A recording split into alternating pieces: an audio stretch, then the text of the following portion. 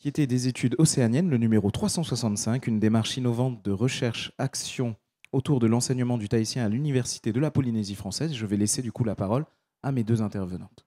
À vous deux. Marurua Hirani Hopeteau. Donc, je vais commencer en réo parce que nous sommes en Polynésie et que la langue de ce fénois est le tahitien. En accord avec ma collègue Traiana Tutirothaiti, Maruria Oekarine, Panohia Frogier, Faipupohia Leocadi, Leocadi, hein? Je me trompe, j'appelle Léo, non, elle me corrige, c'est Leocadi. Non,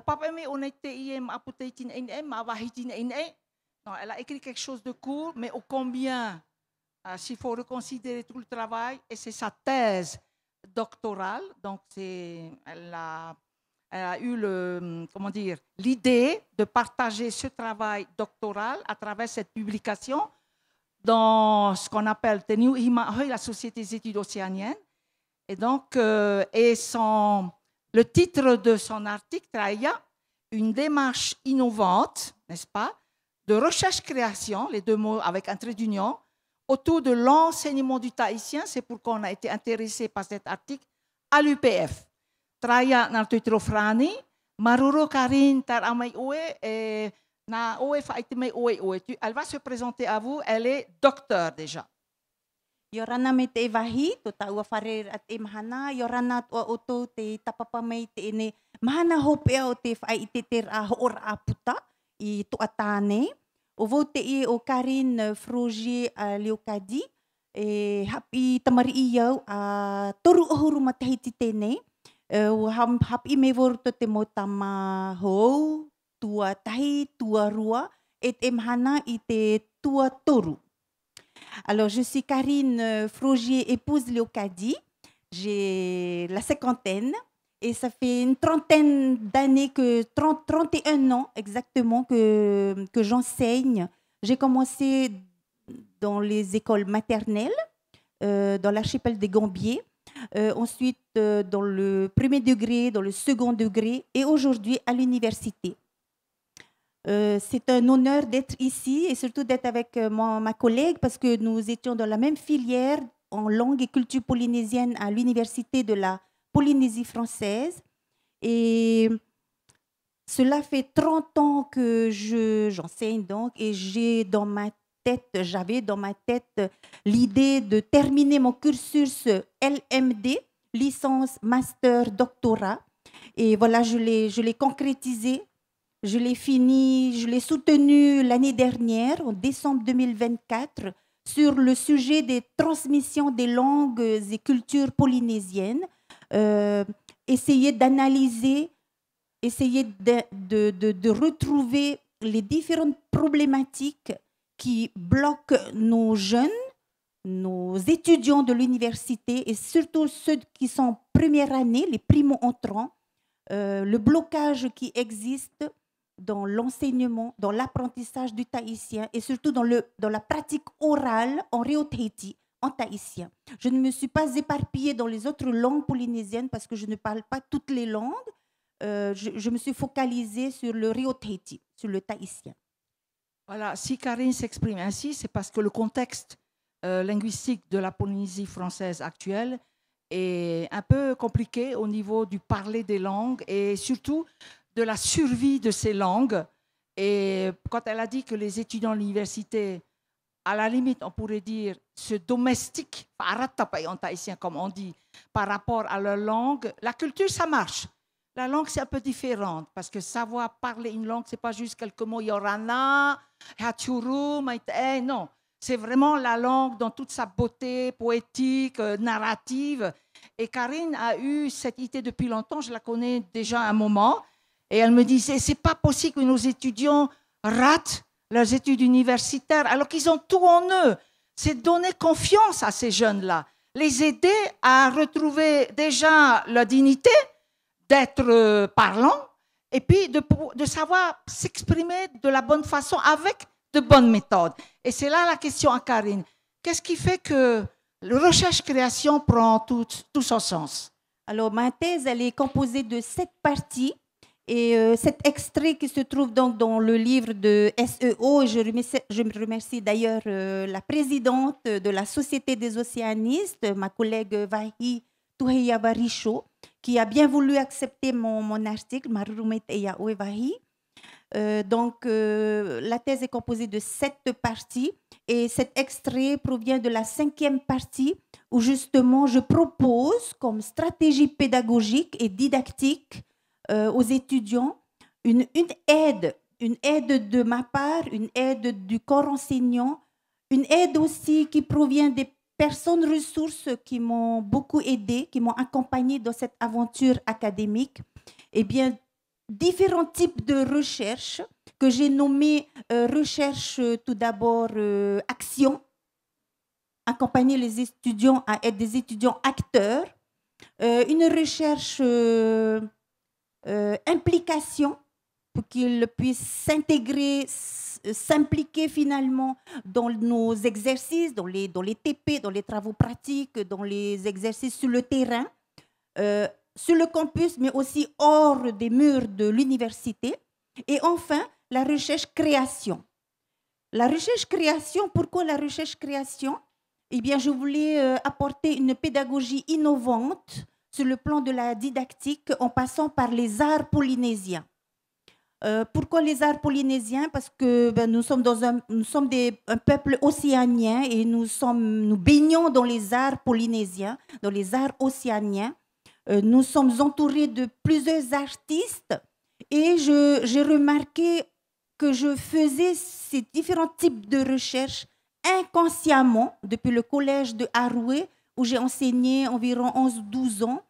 J'avais remarqué déjà que les élèves avaient ce potentiel artistique et pouvaient produire. Sauf que nous, enseignants, on ne leur donnait pas l'opportunité, on ne donnait pas assez l'occasion pour qu'ils puissent s'exprimer à l'écrit, à l'oral, mais surtout sur le plan artistique.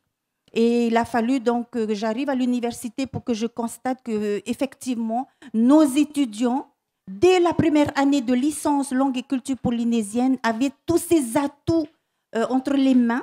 Je cite par exemple Terima'i, l'artisanat, la peinture, les sports traditionnels, la sculpture et le tressage et aussi le titifeifei,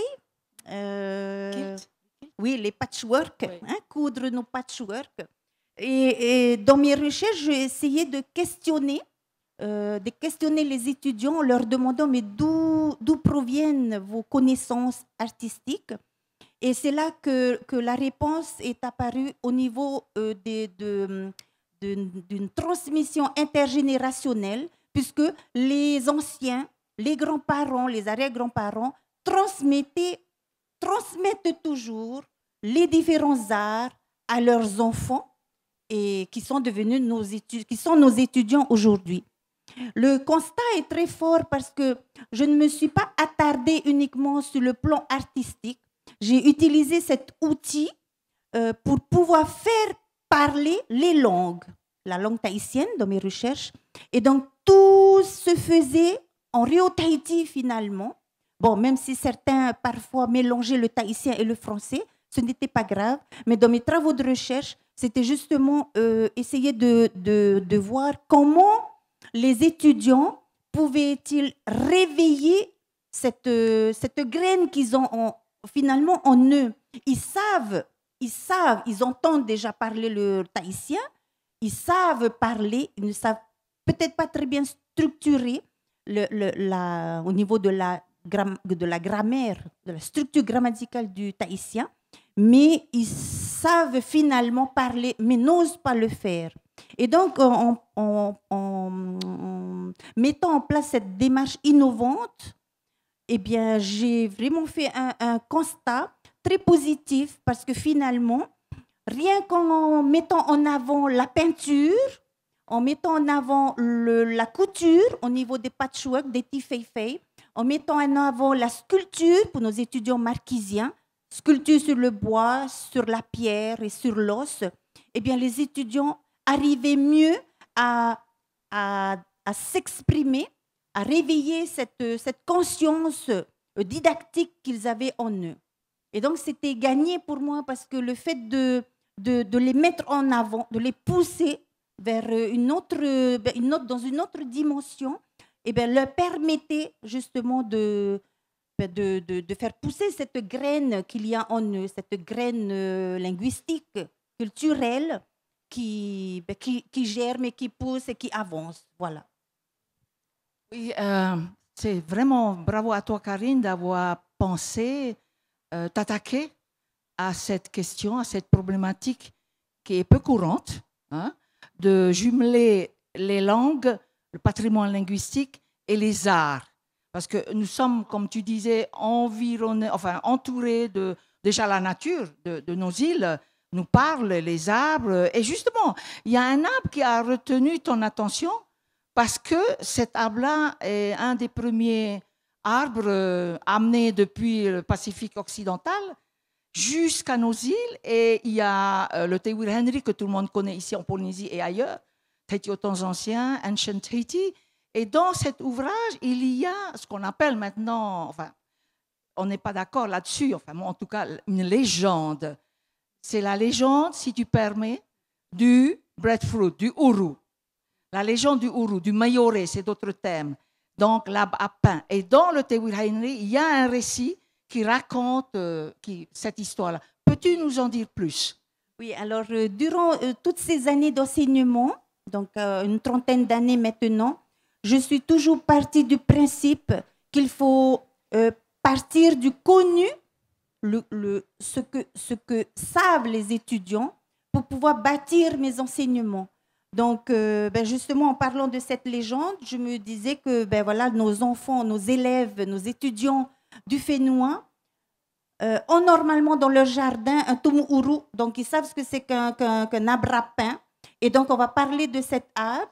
Et donc, j'ai fait le lien avec la légende du uru dans le Te Wiri Henry à la page 438, 439. Et on a étudié cette légende en cours, pendant plusieurs séances pédagogiques, mais pas de manière traditionnelle. Je pars aussi du principe que le travail collaboratif est un excellent outil pédagogique pour pouvoir réveiller tout le monde, toute la classe. L'enseignant n'est pas là pour lire la légende, expliquer la légende, parler de la légende et puis faire un questionnaire et on fait un partiel. Non, les étudiants se sont accaparés de ce qu'ils savent sur le uru. Donc, certains sont venus avec des recettes de cuisine. Le uru sont venus avec un uru carrément en classe, avec un plan de uru de leur jardin en pot. Et on est parti de cette contextualisation pédagogique pour mieux faire comprendre cette démarche innovante. Les étudiants ensuite ont essayé d'imaginer comment en Rio Tahiti ils pourraient transmettre cette légende à leurs camarades qui se trouvent en L3 par exemple. Du coup, très souvent, je fais ce travail, c'est ce que j'ai appelé un travail interniveau ou intergrade, en laissant les étudiants de 3e année de licence venir à mes cours de L1. Ou alors mes L1 partaient en cours de L3, ou les L2 descendaient en L1. Ce qui permettait aux étudiants dans ce travail co-constructif d'être avec leur père et de libérer finalement la parole. C'est ce qui est expliqué dans cet article, dans cet ouvrage.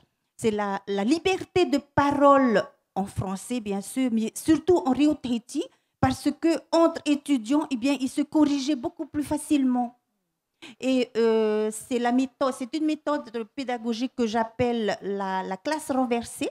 Je fais souvent la classe renversée. C'est une méthode de Jean-Charles Caillé, un scientifique de l'Université de Lille. Et ça marche très, très bien parce que finalement, l'enseignant, moi je prends la décision en classe renversée de m'effacer de l'amphithéâtre, de m'effacer complètement. Je disparais de l'amphi. Je vais prendre un petit café. Et pendant ce temps, les différents groupes interagissent. Ils essayent de entre collègues, entre camarades, L1, L2, les masters, je n'ai pas essayé avec les masters, mais ça doit être quelque chose d'intéressant. Mais le fait de laisser les étudiants de première année monter en deuxième année les valorise. Les L2 qui montent en L3, troisième année, eh bien, se sentent capables de... Finalement, l'année prochaine, je pourrais m'inscrire en troisième année, donc je vais tout faire pour réussir mes semestres. Voilà, donc ce travail collaboratif n'est pas uniquement pour faire de la classe renversée ou pour comment dirais-je, pour que les étudiants bougent dans mes différents cours. C'est surtout pour qu'ils puissent s'exprimer en Rio Tahiti, s'exprimer en utilisant la culture polynésienne, en partant de ce qu'ils savent, de leur déjà là, qu'est-ce qu'ils ont dans les entrailles, qu'est-ce qu'ils peuvent montrer à leurs camarades et à l'enseignante. Donc, cette classe renversée, si vous avez bien suivi, l'enseignante, je me suis effacée. J'ai disparu de la salle classe, de l'amphithéâtre, mais bon, je reviens quand même pour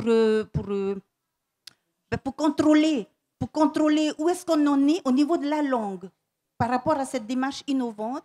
Et là, je vois vraiment l'impact qu'il y a en libérant la parole de ces étudiants, en partant aussi de quelque chose qu'ils connaissent.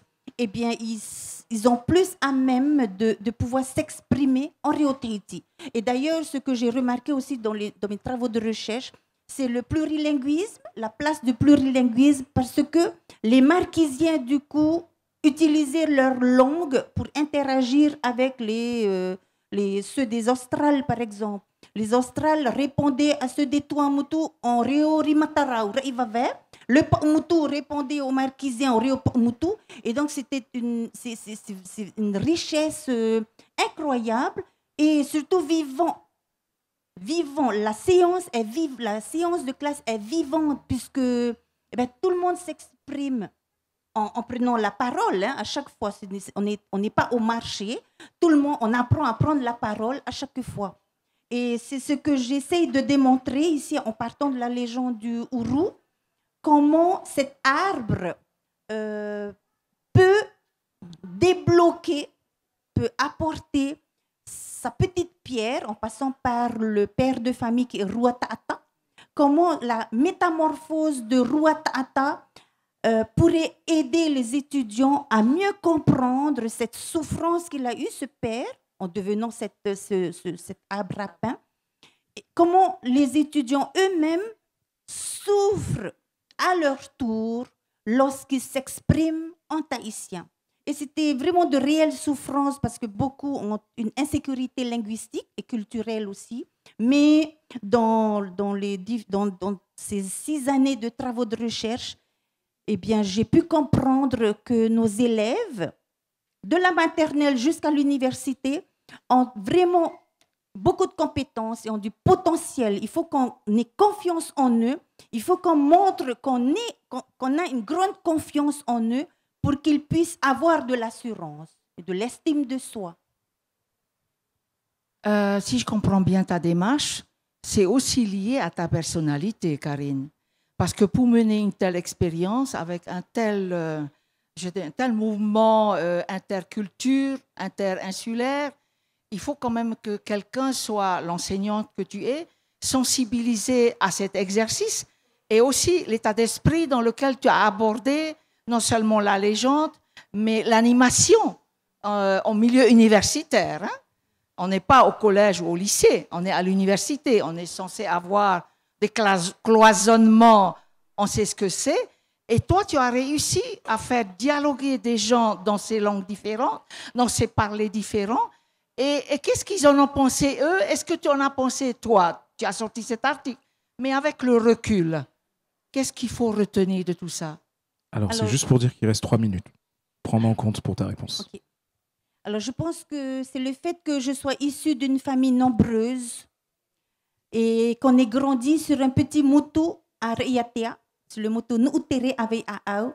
Le fait d'être sur cet îlot, eh bien, ce motu nous a permis de grandir différemment, de fédérer des personnes, des cousins, des cousines, de monter des projets ensemble. Et je l'ai toujours gardé. C'est une graine que j'ai en moi, qui a grandi, qui a bien grandi, et que je continue à mettre en place. Et voilà, depuis le collège de Haroué jusqu'à l'université, j'arrive à fédérer plusieurs étudiants. Par exemple, lorsque le 26 septembre, nous avons accueilli l'auteur célèbre maori Witi Ihimaera et ses amis, eh bien, je ne sais pas comment j'ai fait pour, en un mois, préparer cet accueil exceptionnel, parce qu'il y avait du monde, des collègues sont venus, et pas uniquement pour une rencontre avec la personne, mais avec toute une stratégie pédagogique qui ont permis un travail, mais vraiment constructif. Pédagogique, constructif et co-élaboratif, parce que finalement, je ne travaillais pas seule. Je ne travaille pas seule. J'ai mes collègues, il y a les étudiants, il y a les aînés des étudiants, les masters, que je contacte aussi. Et il y a surtout nos scientifiques du Fénois, de l'extérieur aussi, de l'étranger, sur lesquels je peux vraiment compter, que je contacte et qui nous apportent beaucoup d'assurance en ce que je fais. Je disais tout à l'heure au début que je faisais déjà inconsciemment cette manière d'enseigner. Et finalement, voilà, grâce à ces années de recherche, je suis enfin rassurée que ce que je fais, que ce que j'ai fait, eh bien, ce n'est pas du tout à côté de la plaque. Au contraire, je suis sur la bonne trajectoire. Et c'est sur ça qu'on va terminer. Bon, une question et après on passe à la suite.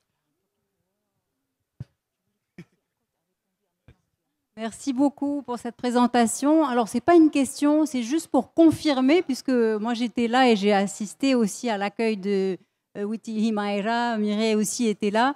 Et je voulais dire que ce que tu as fait, effectivement, en termes d'échange, parce que là, c'est vraiment une vraie rencontre sur le Pacifique, hein, sur l'Océanie, avec un auteur qui vient de Aotearoa, d'autres certains de tes étudiants qui ont participé à la traduction, notamment des étudiants qui viennent de Rurutu. Donc, c'était juste un témoignage pour dire bravo, parce que c'est un travail collaboratif magnifique.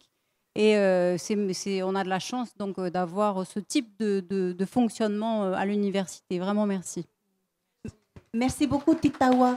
J'aimerais aussi ajouter que je pense qu'il faut que, je ne sais pas, hein, je n'ai pas vérifié dans les autres universités françaises. Je pense qu'on est arrivé aussi au temps, à un temps, au 21e siècle, il faut qu'on change notre pédagogie aussi. Il faut qu'on travaille plus sur cette université pédagogique. Donc, fédérer des étudiants, pas les utiliser, il ne faut pas les utiliser, mais il faut les considérer autrement. Ce sont des étudiants, mais ce sont aussi des étudiants chercheurs, ce sont des étudiants acteurs, ce sont des étudiants animateurs, dynamiques et vivants. Ce sont des êtres vivants qu'on a en face de nous et riches parce qu'ils proviennent des différents archipels. Donc moi aussi, je m'enrichis beaucoup avec eux. Et le fait d'accueillir différentes personnes ressources sur le campus, eh bien, c'est une innovation aussi dans la pédagogie. Ça aussi, ça fait longtemps, de l'époque de Patrick Araya Amaru, en 2007-2008. Il était venu avec ses grands tableaux Teoho Tetau Ohunera sur le campus à l'époque de Madame Pelzer qui était présidente. Eh bien, Patrick, il a rassemblé non seulement nos étudiants de Réau, mais les autres filières aussi. Voilà. Donc, le fait que ces personnes académiques, scientifiques viennent dans cette communauté universitaire produit un effet innovant. Et je pense aussi valorise les étudiants. Merci en tout cas pour votre intervention. Merci pour cet échange. Donc, c'était la présentation du bulletin.